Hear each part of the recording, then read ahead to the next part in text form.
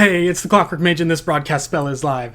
So today you're going to see how me and my buddy ruined what could have been a top 10 speed run and turned it into last place on the leaderboards. So let's get started. So to start this video off, I'm going to give you a quick rundown of what me and my buddy were speedrunning in Minecraft. And the category that we were running was Random Seed, Post 1.9, Glitchless, Co-op. Now, before I talk about anything else, you have to understand how hard the category is. So it's really hard because it's not a set seed, it's random every single time. You have to think on your feet and you have to be able to move quickly. So to get the RNG that you need, it comes very rarely. Maybe once every 25 runs, you'll get something decent and not even world record pace. Just something to get a personal best on.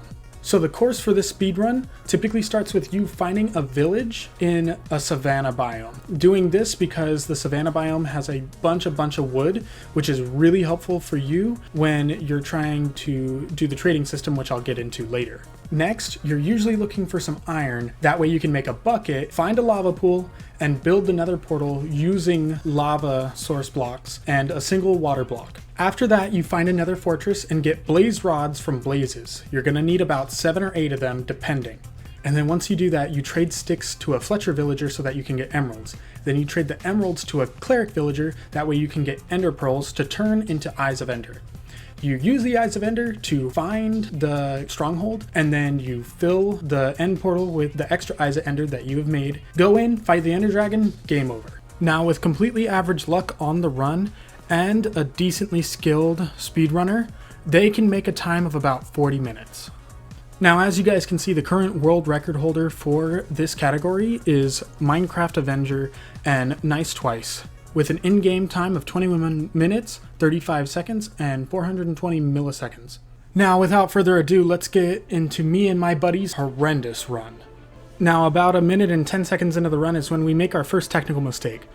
We wanted to go and get some extra iron, that way we could be a little safer. We are new speedrunners, and it's kind of a safety strat that we did, so we spent a couple of minutes making sure that we were well armed. This strategy made us end up losing about 5 minutes and 20 seconds in total. And we didn't think it was that bad, but we didn't realize how good we had it. Next, we ended up finding a desert village. It's not ideal, but it's definitely something that we can work with, so no time lost there. As we started to check the village out, we realized that we hit the jackpot. There were 3 scattered above water ruins intertwined with the village itself. And not only that, but when we checked out the blacksmith, there was enough obsidian to make an entire ender portal. That skips a whole part of the speedrun of trying to find a pool of lava to make the nether portal with. That was a giant time save that we could be working with. I mean, just look at my face as I opened up this blacksmith chest. I was in complete shock and awe at what I had just found. Oh, how unexpecting I was of the horror that was to come. Now, finding this obsidian actually ended up saving us about a minute's worth of time, if not a little more, since we are newer speedrunners. Now we begin to talk about the downhill spiral that is the rest of this speedrun. The rest of the time losses in this run can be generalized with 2 phrases: ill-preparedness and poor resource management. I mean, in the clip that you're watching right now, you can see both of us are in the nether. One of us should be out of the nether trading with the villagers and getting all of the emeralds that we need right away, while the other person looks for the fortress and gets all the blaze rods. Looking back, I can't tell if it's a blessing or a curse that one of us actually ended up dying in the nether, because he ended up going back up to the surface and doing trades with the villagers, that way we could start getting our emeralds. It ended up taking me 13 minutes just to find the nether fortress. On a good run, they average about 2 minutes to find the nether fortress in the nether. So that's just another 11-minute time loss to add on top of this horrible run that we're starting to accumulate. Thankfully, it didn't take me a long time at all to find the blaze spawner. It was pretty average compared to other runs that people do. Look at my face. I'm concentrating so hard that I can barely keep my mouth shut. Well, that's gonna change pretty soon here. This ended up taking me about 10 minutes to get the correct amount of blaze rods I needed before I could return back to the surface. I was concentrating so hard, I somehow lost 8 minutes killing the blazes. That's horrible. But we were still on a personal best, so we wanted to keep pushing forward. Just to add in another quick little time loss that we had, it took me 7 minutes just to get back to the surface. Nothing much else to say about that.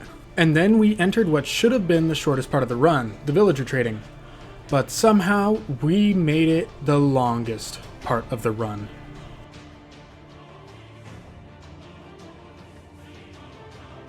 We ended up almost spending an hour trading with these villagers.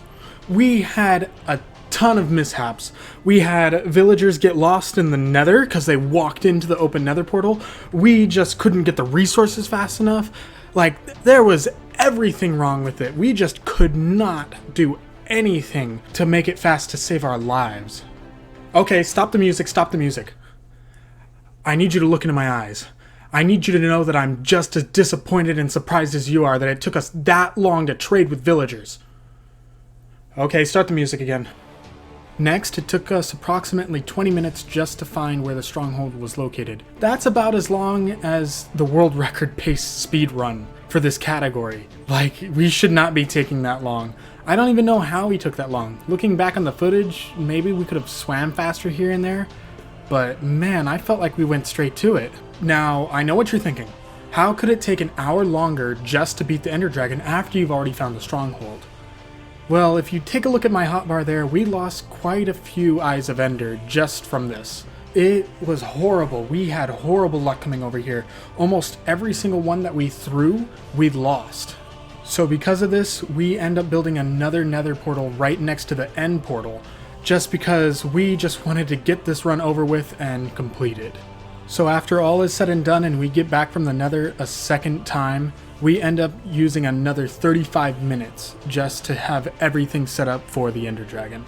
Now, the Ender Dragon fight itself was actually pretty average. We had beds placed in the stronghold just so that we can get back quick if we end up dying, because we know we're not exactly experts at killing the Ender Dragon. All in all, the Ender Dragon fight ended up taking us about 5 minutes. Not good, not bad, but it was a lot better than how the rest of the run went for us. A couple of deaths would lead into making it 5 minutes, but nothing too bad since we had beds in the stronghold for us. If I was to try to give you a definitive answer for why it took us an extra 2 hours and 30 minutes just to complete the speedrun, it would be a combination of two things: a lack of skill and just horrible luck.